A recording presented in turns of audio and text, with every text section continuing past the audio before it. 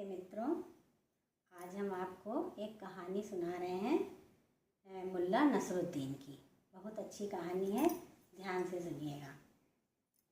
एक मुल्ला नसरुद्दीन थे, तो वो एक जगह काम करते थे। वहाँ उनका एक बॉस होता था। तो मुल्ला नसरुद्दीन की एक वीक पॉइंट ये था मुल्ला नसरुद्दीन का कि वो जब तक वो ड्रेस पहनते थे तब तक उनको याद रहता था कि ये हमारे बॉस हैं, हम इनके कर्मचारी हैं।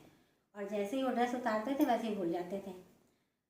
तो अधिकतर क्या होता था कि लोग उनको भाई घर में सब लोग जानते थे, पहना के भेज देते थे और रोज वापस आते थे उतार देते थे, तो इसमें कोई गड़बड़ी नहीं होती थी।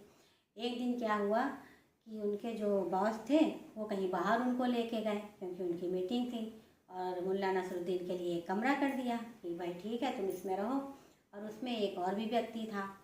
अब बॉस जो है काफ़ी समय हो गया आए नहीं, तो मुल्ला नसरुद्दीन आगे पीछे हुए। तो जो दूसरा व्यक्ति बैठा था वो बोला, तुम इतने परेशान क्यों हो रहे, इधर उधर घूम रहे हो, तुम भी आराम कर लो। तो वो बोले बात ये नहीं है, आराम करने के लिए फिर ये उतारना पड़ेगा, नहीं खराब हो जाएगी ड्रेस। तो बोला उतार दो। तो बोले कैसे उतार दें। तो बोले जैसे उतारा जाता है वैसे उतार दो। बोले नहीं, बात यह है कि कहना नहीं किसी से, हम जब ये ड्रेस उतारते हैं तो हम भूल जाते हैं कि हम मतलब ये हमारे बॉस भी हैं कि हम क्या हैं। बोले कोई बात नहीं। वो बोला कि आप उतार दीजिए, हम आपको याद दिला देंगे।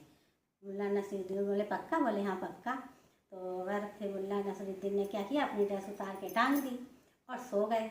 अब जब सो गए तो उस जो दूसरा आदमी था उसको सूझी मजाक, उसने क्या किया, उनके पैरें बांध दिया एक धागा।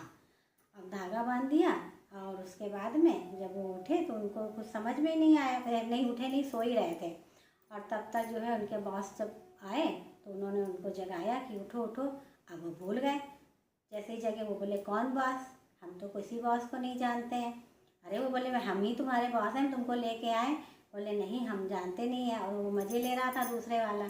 फिर जब उसने काफ़ी देर देखा तो उसको लगा कि नहीं सच में इसको याद नहीं आ रहा है। तो उन्होंने उसकी ड्रेस उसको पहना दिया और धागा खोल दिया। और जैसे ही उन्होंने ड्रेस पहनी वैसे उनको फिर याद हो गया।